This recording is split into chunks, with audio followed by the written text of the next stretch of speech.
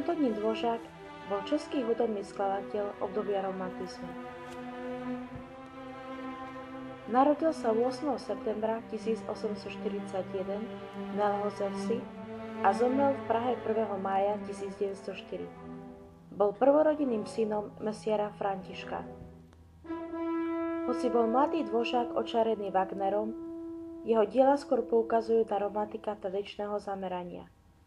V neskôršom období ho vplyvnil i jeho priateľ Brahms. Zásadným inšpiračným zdrojom jeho diel bola česká ľudová pieseň a slovanská tematika. Dvořák s úspechom zasiahol do všetkých oblastí hudobnej tvorby.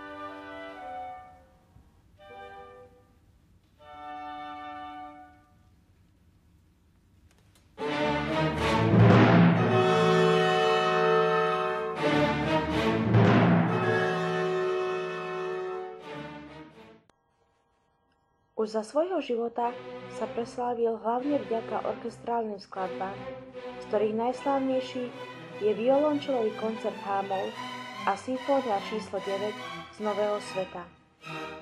Odborníkmi považované za najprepracovanejšie a najcennejšie diela sú symfónie číslo 8 a symfónia číslo 7.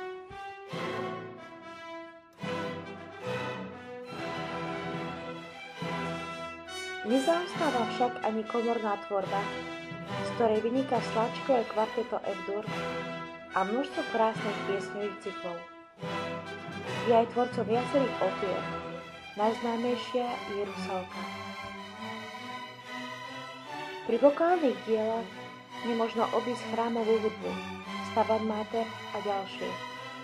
Skladateľov melodický dar je príčinou toho, že sa mnohé jeho skladby stali až notoricky známe, ako napríklad jeho Umělecká číslo 7.